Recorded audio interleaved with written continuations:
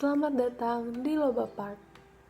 Di masa pandemik seperti ini, semua kalangan masyarakat di Indonesia sudah merasa bosan selama di rumah saja dan sangat membutuhkan hiburan untuk melepas penatnya. Apalagi sekarang pembatasan sosial di Indonesia pun sudah dilonggarkan. Nah, maka dari itu Loba Park menjadi solusi yang ditawarkan untuk mengatasi kebosanan selama di rumah saja. Loba Park yaitu amusement park yang menyatukan dua atraksi wisata di satu kawasan destinasi wisata.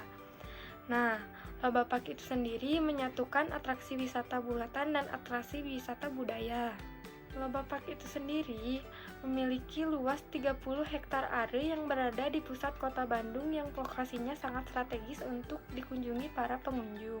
Loba Park menawarkan berbagai atraksi buatan yang terdiri dari 50 wahana yang sangat cocok untuk dinikmati semua kalangan. Nah, salah satu contohnya yaitu roller coaster dengan melewati terowongan bawah tanah yang memiliki rute rel terpanjang di Indonesia dan juga Dinner in the Sky di wahana Biang Lala yang memiliki ketinggian 70 meter. Selanjutnya, atraksi wisata budaya di Loba Park yaitu event karnaval budaya yang menampilkan kebudayaan dari Sabang sampai Merauke. Dan juga para pengunjung dapat mengunjungi museumnya juga. Dengan mengunjungi Loba Park, pengunjung tidak hanya sekedar bermain saja, tetapi mendapatkan insight mengenai kebudayaan yang ada di Indonesia. Selanjutnya adalah design thinking, merupakan suatu proses pengembangan produk bisnis guna memecahkan masalah tertentu yang dialami oleh pelanggan dengan menciptakan ide-ide baru. Memiliki 5 tahapan proses. Yang pertama, empathy, yaitu mengetahui masalah yang dialami oleh pelanggan.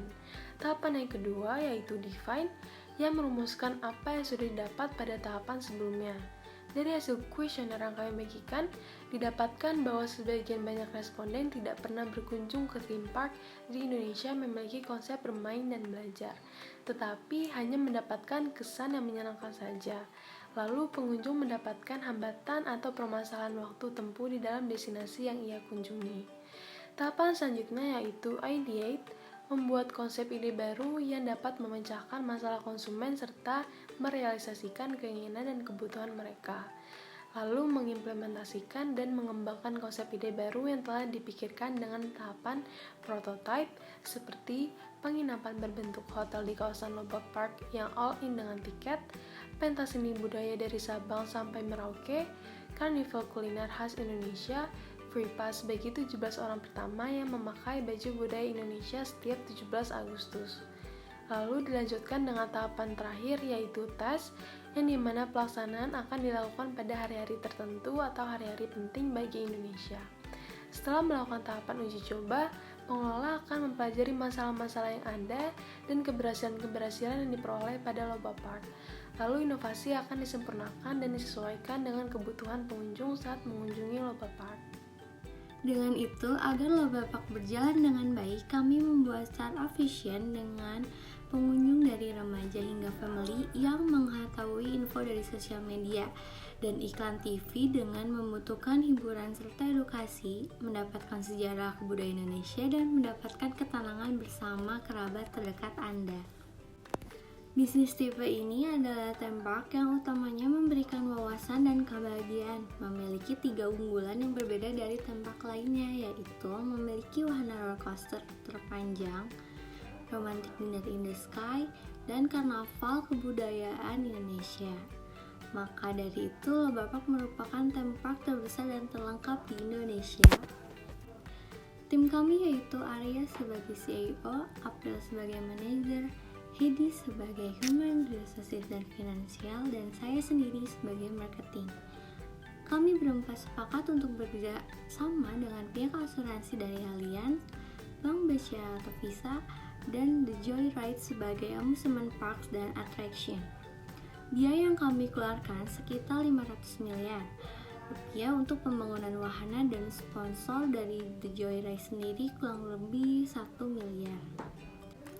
Dengan mengunjungi Loba Park, harapan kami memberikan pengunjung dan mendapatkan nilai banyak positif yang didapatkan pada theme park lainnya. Berikut adalah hasil review terhadap pengunjung yang telah mengunjungi Loba Park. Halo semua, perkenalkan nama aku Dinda. Umurku 15 tahun, asal Bogor. Saat ini aku adalah seorang pelajar SMA. Dinda memiliki hobi, di antaranya adalah saat ini tantangan Dinda yaitu ingin mencoba semua wahana di taman bermain yang memacu adrenalin dan menambah ilmu saat bermain. Dengan pendapatan 500.000 per bulan dan pengeluaran 300.000 per bulan, Dinda ini, ulasan Dinda terhadap lomba park selain warna ekstrem yang unik dan juga menampilkan kebudayaan. Selain mengunjungi semua tempat dunia dan masuk perguruan tinggi, Dinda ini takut karena kejaminan keselamatan wahana. Selanjutnya, Lomba Park melakukan metode bisnis model canvas dan value proposition canvas. Bisnis model canvas merupakan sebuah tools dalam strategi manajemen untuk menerjemahkan konsep, konsumen, infrastruktur, maupun keuangan perusahaan dalam bentuk elemen-elemen visual. Keuntungan dalam menerapkan model canvas ini adalah memudahkan para pelaku bisnis dalam berbagai aspek dan bisa diterapkan oleh perusahaan baik skala besar maupun skala kecil. Di dalam bisnis model canvas ada 9 elemen penting.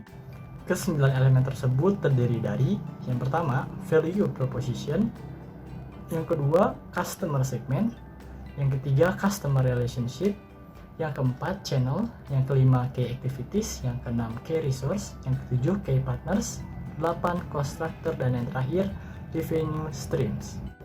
Value proposition canvas pada dasarnya berbentuk diagram sederhana, di mana terdapat 6 bidang kosong yang harus diisi sesuai aktivitas bisnis dan inovasinya. Tugas pebisnis yaitu mengisi sedetail mungkin sehingga didapat gambaran tentang kekurangan suatu produk. Diagram value proposition canvas merupakan semacam kerangka yang akan memastikan bahwa ada kecocokan antara market dan produk. Terdapat 2 komponen pada value proposition canvas. Yang pertama, komponen lingkaran yang berisi customer job, pain, dan gain.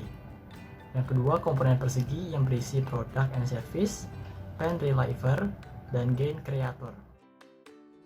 Nah, menarik bukan? Jadi, nunggu apa lagi?